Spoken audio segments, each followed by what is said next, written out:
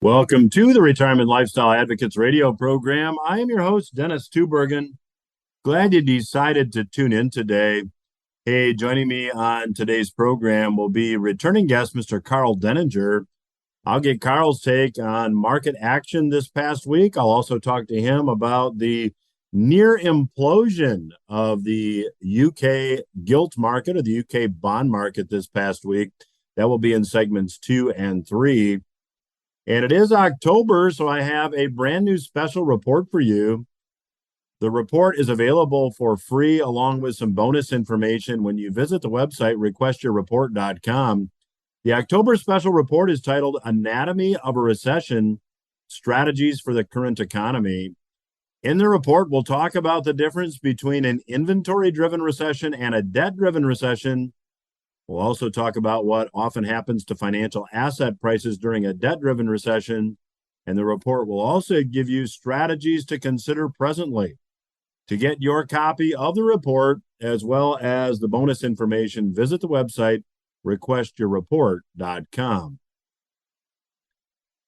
Now, there is some debate presently as to what the definition of a recession actually is. I happen to subscribe to the long held and widely accepted definition of a recession, the one that I was taught 30 years ago when I got into this industry, that a recession is 2 consecutive quarters of economic contraction. Now, based on that definition, we are there now. And in a recession, typically, you see stocks decline and you see real estate decline. Now, this past week, stocks did post a bit of a rally. I view that rally as counter trend. And as I am recording this segment, because things move very quickly, on Tuesday, October 4, understanding that this will air a few days after I record it, a lot of things can happen. But at the time I am recording this, the S&P 500 is down somewhere between 22 and 25% year to date by my measure. Now, I expect that stocks will ultimately go lower, and the evidence suggests that real estate is now following suit. And I'll be talking to Karl Denninger about this in segments 2 and 3 of today's program. Now, Wolf Richter published some data about the real estate market recently in his report. Now, mortgage rates did take a bit of a dip, dropping from the 6 range down to 5%, but now they have bounced back up again, and they're at about 6.5%.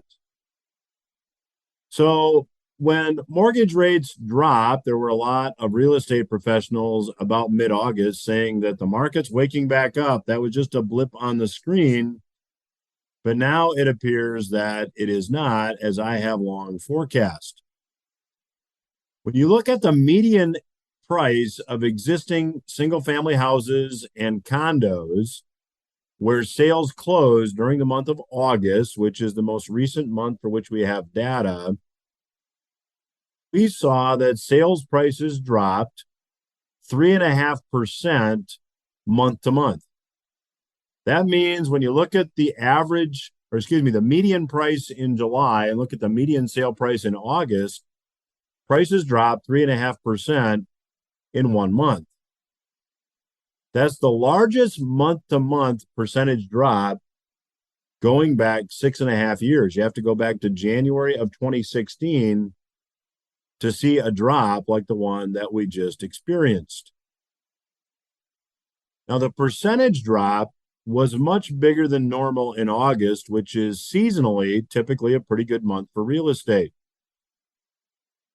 The year-over-year price increase, or price decrease, I should say, was down 8% year over year. So the median sale price of a home reached as high as about $420,000 earlier this year, but now it's back to about $390,000. Now, across the United States, when you break it down, condos and co-ops dropped 5.9% month to month. So single family homes held up a little bit better than that. However, when you take a look at sales overall, sales fell for the 13th month in a row when you look at these year over year. So if you look at sales from August of 2022 and compare it to August of 2021, they were lower. And go back 13 months before you find a year over year gain in the amount of sales that occurred in real estate. Now, sales volume has been low because we are in what I believe is a transition period in the real estate market. You have potential sellers who are still hanging on to their properties, aspiring to get the price that maybe they could have gotten a few months ago. That's going to be very difficult for many of these buyers or these sellers to do because mortgage rates have increased from less than 3% to now 6.5%. If you're buying a $400,000 house and you're financing $300,000, if the interest rate is 4% higher, your monthly payment is about $1,000 per month more. That takes a lot of buyers out of the market, and that's why I think we're going to see additional price reductions. Now, speaking of price reductions, they have now taken off by sellers who really want to sell. Sellers who are not testing the market, sellers who are not just throwing it out there to see what they might get, but sellers who really want to sell are now finding they've got to drop their price to sell. According to Mr. Richter, quote, price reductions started spiking in May from record low levels last winter and spring as sales stalled and as mortgage rates surged.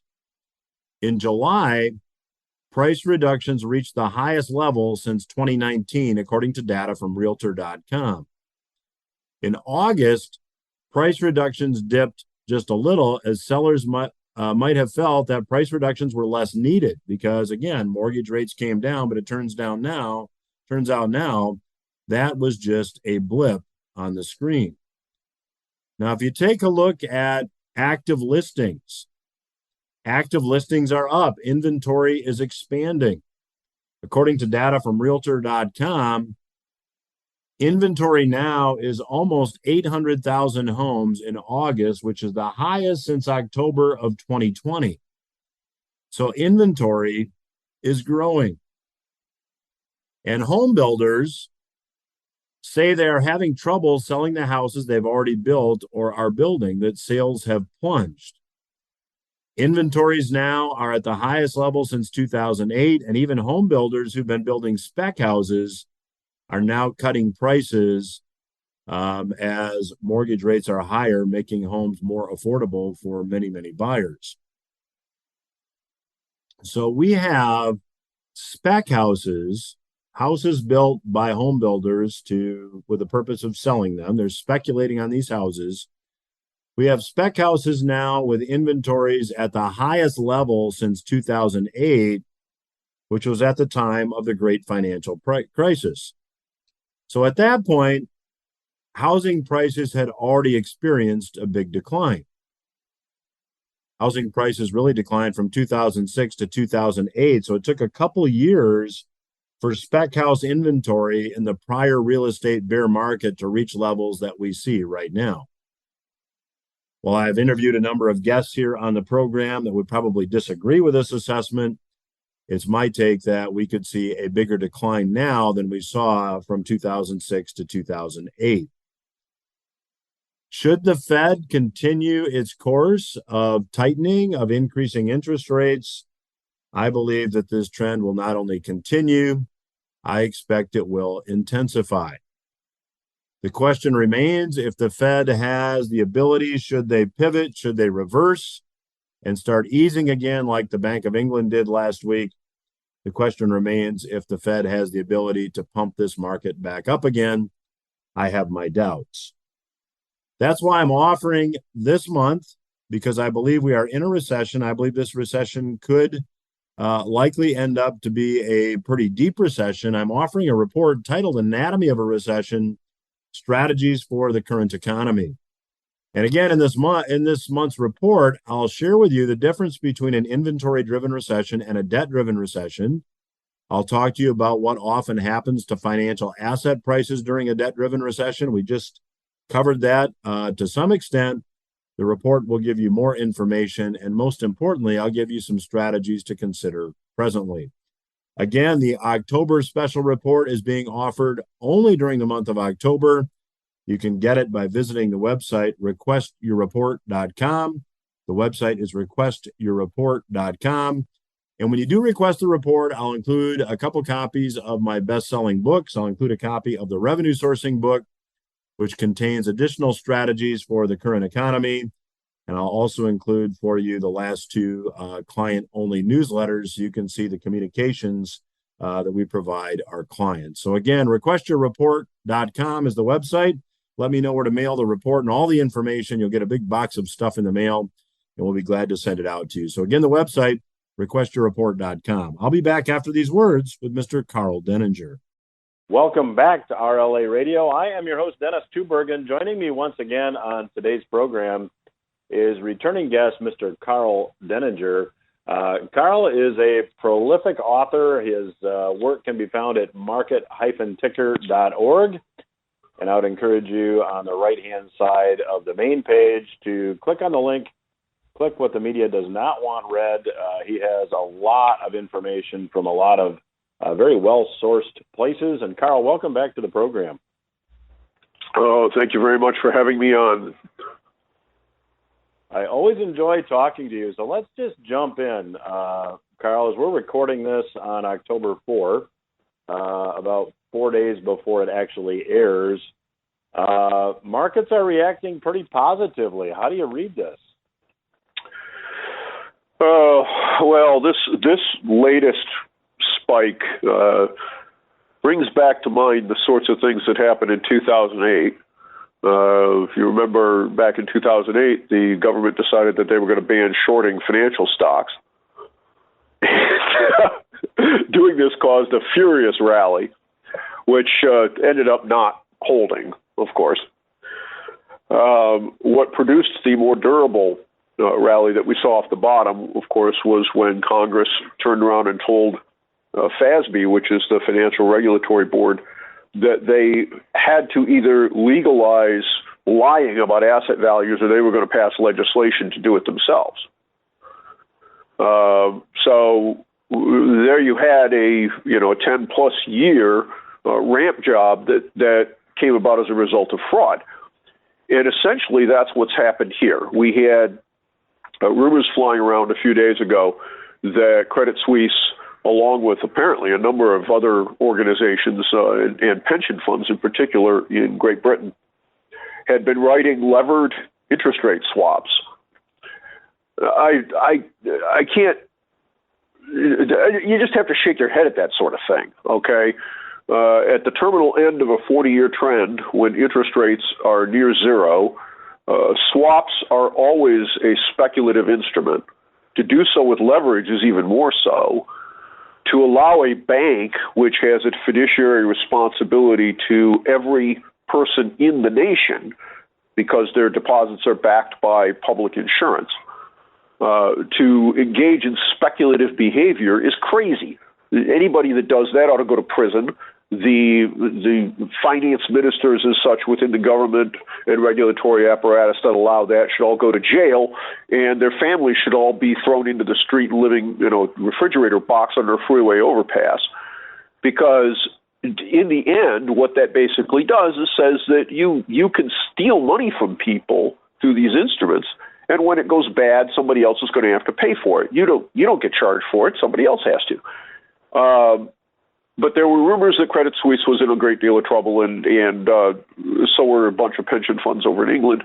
And so the Bank of England came out with an announcement that it was basically going to do both QE and QT at the same time, which of course is impossible. And this also came on the back of another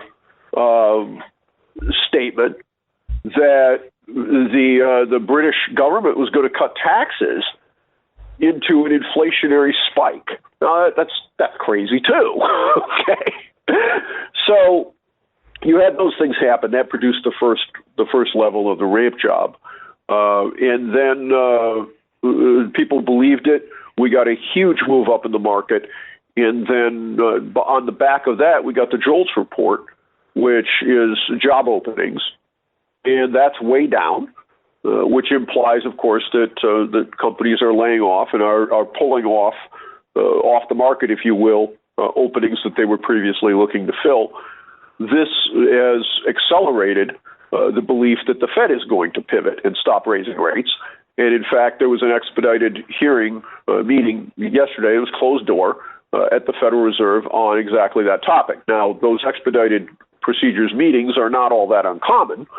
But what Pavlov's dog thought was that we were going to get a 4:00 in the afternoon announcement that that the Fed was going to actually stop raising rates or maybe even cut them. And so this has produced a furious rally in the market. But the truth is that if you do any of those things into an inflationary environment, you're just going to make the inflation worse. Karl, a couple of things I want to go back and revisit here. And if you're just joining us, I'm chatting today with Mr. Karl Denninger. You can read his work at market-ticker.org. I want to go back and talk about pensions too, Karl, but let's just talk about the Fed. I mean, aren't they kind of in a damned if they do and damned if they don't situation? I mean, we are, in my view, we're in recession, and continuing to raise rates to get inflation under control exacerbates that. And reversing feeds this inflation monster. So, I mean, can the Fed win here? No. But the problem is that it's not the Fed's fault. Okay? The responsibility is, in fact, in Congress, and it's in us.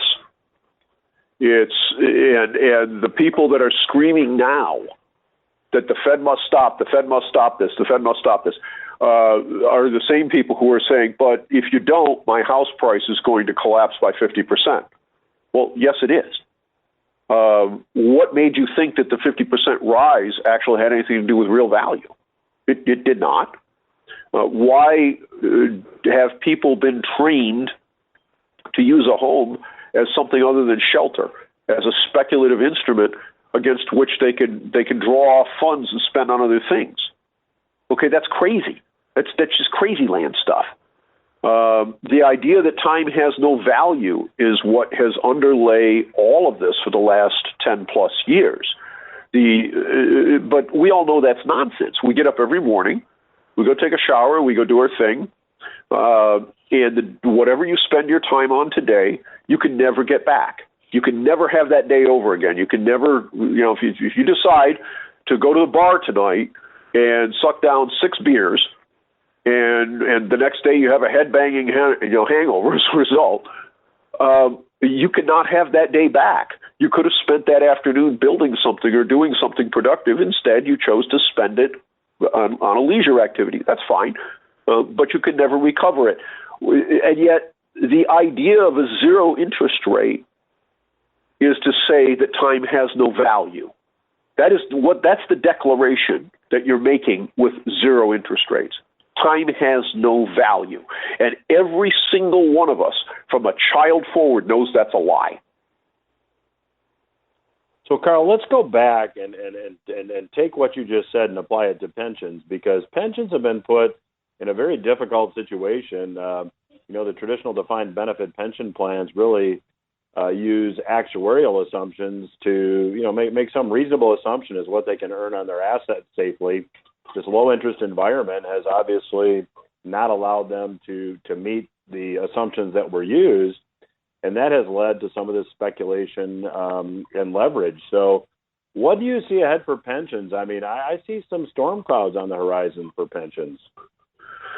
Well, think about the basic premise here behind the pension. Okay, the premise is that the entity that set it up, whether it's a government or a private company, pays into a fund in advance of your retirement, and that then allows the forward obligation that is to you to be met. right? I mean, that's the idea behind it. That's the basis of a pension.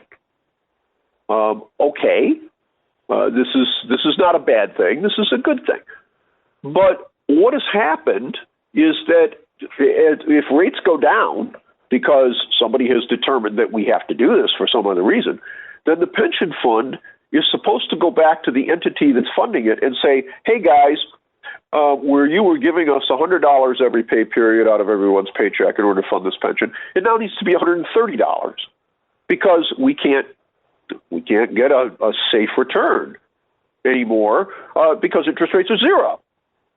Well, rather than do that, these people lied. They went out and they took on leverage as a means to do it. That's crazy.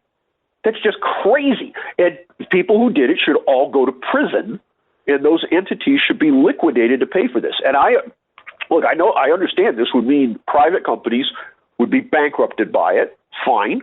It also, however, means that those government institutions that put this kind of thing together, government schemes, those entities need to be destroyed and their assets sold off in order to pay these things.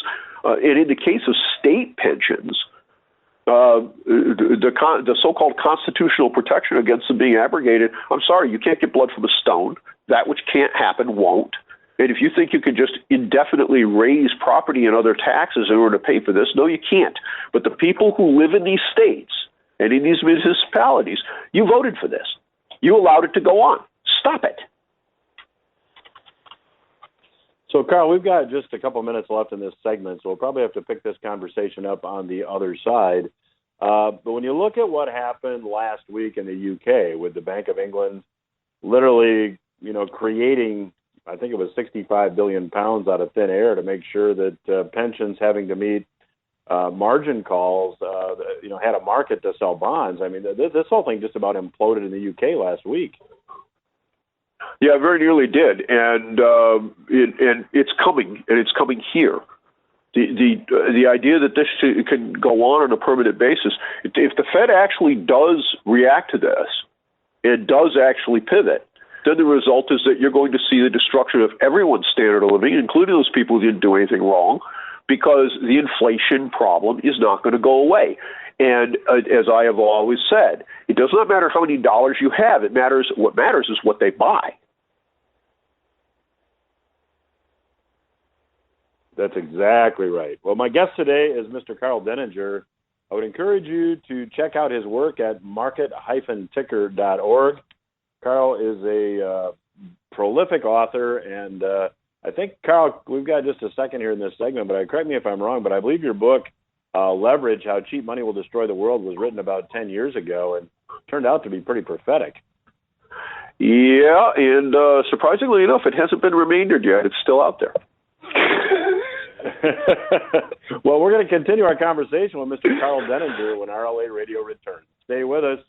You are listening to RLA Radio. I'm your host, Dennis Tubbergen, and I have the pleasure today of chatting once again with returning guest Karl Denninger.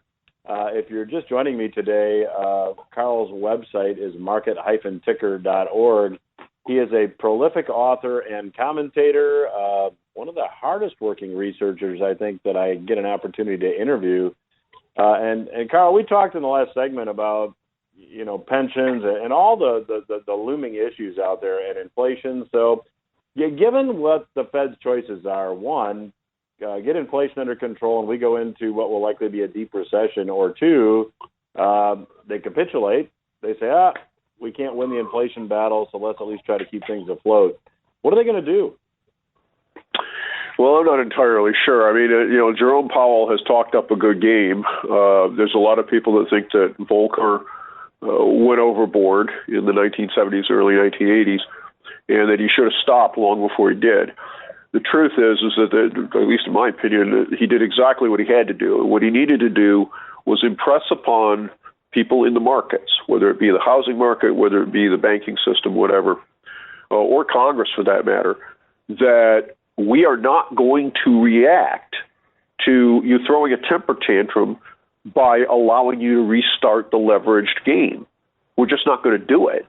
And you can scream all you want, but we're going to break the Pavlovian response. So the next time the bell rings, you are not standing there waiting for the steak. Okay. And that's the reason he went as far and as fast and as hard as he did. And it has to be done again because the root of this problem lies in Congress. It does not lie in the Federal Reserve. It does not lie in the private banking industry. It lies in Congress. Congress shoved trillions of dollars into the economy that was entirely unjustified, every penny of it. We had a virus that came to play in the United States. It created havoc, but that had nothing to do with the economic reality of it. We have 40 years worth of academic knowledge that says that the right thing to do in the event of a pandemic virus of some kind is to do nothing, essentially, from an economic perspective, to do as little as you possibly can. Yes, it's going to hurt. However, it does less or no long-term damage, and whatever toll is going to be taken by the virus and the people is going to be taken. There isn't anything you could do about it, and all of your economic nostrums that you try to put out there are going to make it worse. So, of course, we followed exactly zero of that advice, even though we've had decades of academic study on this. And it's continued. Of course, the latest thing out of the Biden administration was using the pandemic as justification for taking several $100 billion worth of student loans off the books. But you can't take them off the books. You could just force somebody else to pay for them. So what did that do? That showed up immediately in inflation, and is going to continue to. This must stop. And, it's unfortunate if you are one of those people that bought into this and levered yourself up and you became one of Pavlov's dogs, you're going to get hurt, maybe very badly. But that needs to happen because if you think about this, if I'm a business person and you are running a company and you go bankrupt and I can buy your building and your machinery for 10 cents on the dollar that you paid for it 5 or 10 years ago, that is to everyone's benefit except in the economy, except yours. Because now I open up the new factory or the new bank or whatever it is, my costs are lower. And that means that what I sell to the public costs less and is of equal or higher quality. That is what you as a consumer want. You want that to happen. Now, the person who ends up busted in the street or the people who get laid off, well, they, of course, don't want it to happen. But in terms of the common benefit for the population and for humanity, that's what you want, is that you want people that do stupid things to have to pay for it because somebody else feasts on that and makes a profit. Karl, it seems to me that we are definitely in a recession here, and it sounds like from your last comments you would agree, although I don't mean to put words in your mouth. How deep does this get? Well, I think it gets pretty nasty. Frankly, I would not be at all surprised if this is formally a depression. As I pointed out in Leverage, over 10 years ago, we should have stopped this crazy after 2000 with the tech wreck. And rather than stop it, we bailed it out. And the excuse that we used, of course, was 9/11, which came about a year after the tech wreck started. And then in 2007 and 2008, we had stoked a huge housing and real estate bubble in general. Rather than take the medicine, then we bailed that out. And then, of course, the pandemic came and we did even more crazy things. And it's not just in the United States, it's global. The more you compound back into this, the worse the damage is that has to be absorbed. So what we're talking about at this point is a very deep and nasty recession, probably a loss in the. I would not be surprised if markets trade S&P 1576 again, and frankly, it wouldn't shock me if we traded down to the 2009 lows. In terms of housing and other real estate and similar investments, I think you're going to see most, if not all, of the gains of the last 5 to 10 years come right back off. Yeah, I tend to agree. And Karl, I read some data that we have private sector debt levels today. You talked about leverage.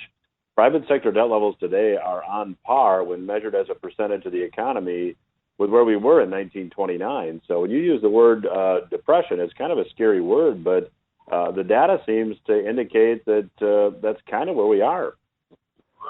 Well, yeah, nobody wishes to acknowledge this. Nobody wishes to talk about this because if you look at the polling, and it's been consistent over my entire adult life, everyone says Congress sucks, but they all keep voting to send their guy back. Okay, so Congress sucks except my congressperson. Okay, well, why? Because your congressperson takes somebody else's money and brings it home and sprinkles it all around your district. That's why. It's not that hard to figure out what the mechanism is, but this has to stop. And the idea that we can manage this business, manage the business cycle and we can make it go away, it's never been true. It's never going to be true.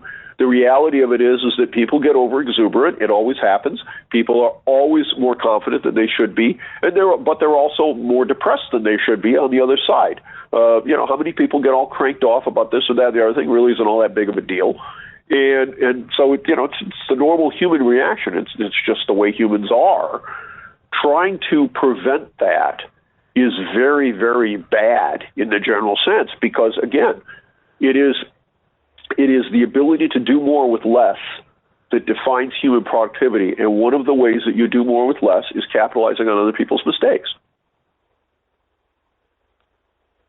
So, Karl, you mentioned real estate. Seems to me that, prior to, as of last week anyway, last week Friday, I think the markets were down just about, using the S&P 500, about 25% year to date. And yet valuations using the Buffett indicator were still higher than they were at the time of the tech stock bubble. And now it seems that, at least from what I've seen, I'd like your take, it seems that the real estate numbers are starting to break down a bit. Yeah, they are. And one of the problems that you're seeing within the markets, and this applies in real estate as well, is that the concept of taking debt and never actually paying it off. And how many people have done this with even in their own residence? Okay, you get a loan. A few years later, the interest rates are lower, so you refinance, get a lower payment, but you restart the amortization schedule. And essentially, you are mimicking what corporations have done for the last 40 years. They never pay anything off, they roll it over, and it always costs them less to do. When you do this, it goes directly to your earnings. It shows up as a larger earnings number on the bottom of your balance sheet. You look at any public company, you'll see this. This pattern has been there forever. And this is what drives the valuations and ultimately drives stock prices. But the presumption is that it can go on forever, and of course it can't because you can't go below zero. When it stops and reverses, that same benefit that you get turns into cost. And so what we're looking at today is that this is exactly what you're seeing. Prices have come down, but earnings have just started to drop. When you take that debt level and then you look at what the interest expense is going to be across a corporation's debt at say 6% or 7% instead of 2%, that comes right off the top line, which means the E number goes down. That means the PE number goes up, right? So now all of a sudden what used to look like a decent price earnings number is actually crazy, and as a result, stock prices collapse. And we're nowhere near the end of that. That's going to be going on now for years. So, Karl, is there a way, in your view, for the Fed to engineer a soft landing, or are we just going to have to take our medicine here? Well, I think we have to take the medicine. They're going to try to find a way to prevent it from happening because that's what they've done over the last 30 or 40 years. But I don't think they can succeed. And furthermore, if they do try to pull something like this off, with the trade sequestration essentially stopped as a result of the Russian-Ukraine war, which is a large part of why they've gotten away with this for the last 20 years or so, is all trade sequestration in dollars. That's gone. Any attempt to do this is simply going to reflect back into inflation, and that destroys the entire point of doing it because your eggs go from $2 a dozen to $4 a dozen. Well, everybody's got to buy food. And we're seeing the same sort of thing. Look at what's happening in oil. You have OPEC turning around saying they're going to actually cut output. Why? Well, because demand's collapsing. And all you have to do to see that is the spread between diesel fuel, which runs heavy trucks, and gasoline. Gasoline has come down substantially, except in places like California where they're deliberately trying to screw people. In fact, we're at $3 a gallon here. Diesel's still, I was just on a trip up into Michigan. There was a $2 spread between regular gas and diesel. I've never seen anything like that before. Just shows you the big trucks are still running, and the everyday common citizen is not driving like they used to. Well, that's right, but that's demand destruction. That's exactly what happens in a recession. Well, my guest today has been Mr. Karl Denninger. His website is market-ticker.org. Karl, I always get amazing feedback when you're on the program, so I'd love to have you back down the road, and thank you for taking time out to chat with us today. Anytime. Thank you much. We'll return after these words. Welcome back to RLA Radio. I'm your host, Dennis Tubbergen, and thanks again to my special guest today, Mr. Karl Denninger, for joining me on today's program. As I mentioned in the first segment, my special report for the month of October is titled Anatomy of a Recession, Strategies for the Current Economy. And if you'd like to get a copy of that report, as well as a couple copies of my best-selling books that will have strategies for the current economy, all you need to do is visit the website requestyourreport.com, and I'll be very glad to send it to you. You'll get a big box of stuff, absolutely free and without any further obligation. The website, again, requestyourreport.com. So when it comes to talking about a recession, I want to give you a little bit of background about me, and I do so at the risk of giving away my age.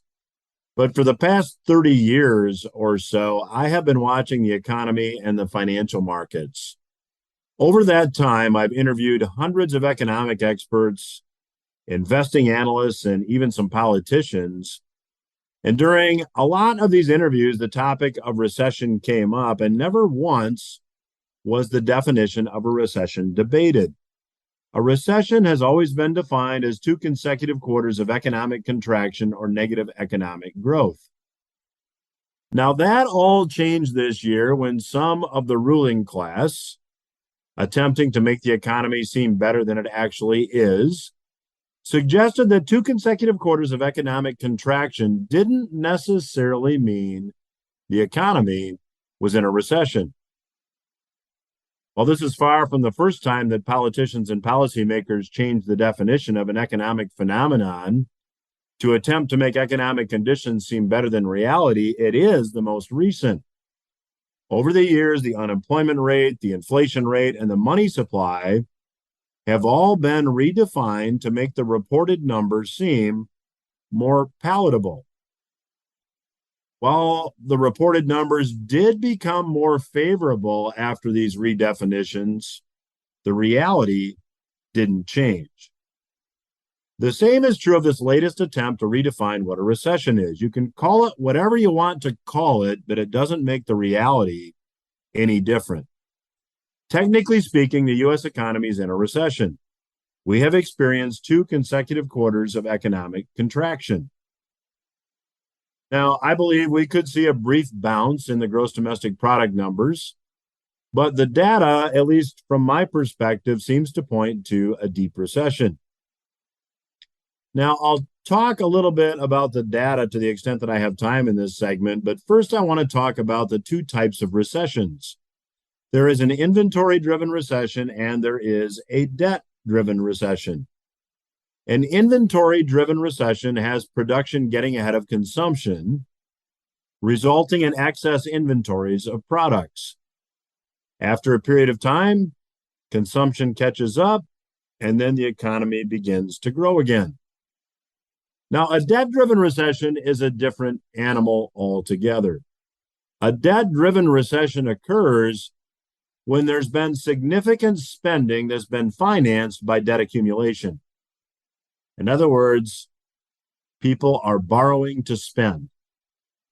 And once debt accumulation reaches a point that no more debt can be added to the amount of collective debt outstanding, in other words, once we've reached our collective limit on the credit card, consumption slows or stops, and it doesn't begin again until debt levels are reduced to the point that consumers have combined discretionary spending ability again. In other words, to go back and use the credit card analogy, there's got to be room on the credit card for purchases. Now, the Great Depression, and I talked with Karl Denninger about this in the last segment, the Great Depression was a debt-driven economic downturn. Due to the easy money policies employed by the Federal Reserve after its formation in 1913, private sector debt levels reached about 240% of economic output by 1929. That means there was $2.40 in debt for every $1 of economic production. At that point, the cumulative limit on the credit card was reached and the Great Depression began. Now, I believe that we are headed for another debt-driven recession. At the end of calendar year 2020, private sector debt was 235% of economic output. That's very, very close to the 240% we saw in 1929 and is a very high number. Now, that is an unsettling statistic in and of itself, but there is another layer to this onion. The US dollar, which is the currency in which US economic output is measured, is a mere shadow of its former self. So the metric, the US dollar, or the measuring stick that's used to measure GDP has been depreciating, which means the reported economic numbers have been higher than what they would have been had the dollar not been depreciating. Now, let me give you a quick example. In 1971, U.S. economic output, or GDP, was about 1.1 trillion. If we increase that number by the deflation rate of the dollar priced in gold, we get 24.75 trillion, and the GDP in 2021 was 22.99 trillion. So in real terms, has the US economy grown, or has the number that's reported, because it's reported in dollars, simply made it seem like GDP was expanding when in real terms it hasn't been? What's really unsettling about this, even more than debt levels, is that we're experiencing economic contraction measured in US dollars as the US dollar is being rapidly devalued. That's why I believe the debt-driven recession that I believe we're moving into has the potential to be severe. That's why I am offering the October special report titled Anatomy of a Recession, Strategies for the Current Economy. If you decide to get this report or request this report by visiting requestyourreport.com, I'd be glad to send it to you. And in the report, we'll learn more and discuss more about the differences between an inventory-driven recession and a debt-driven recession. And we'll talk about what happens to financial asset prices typically during a debt-driven recession. And I'll give you some strategies to consider for your situation. So again, the October special report, Anatomy of a Recession, Strategies for the Current Economy. All you need to do to get your copy is visit requestyourreport.com. The website again, requestyourreport.com. That's all the time I have for this week. Hope you got something you can use, and I'll be back again next week.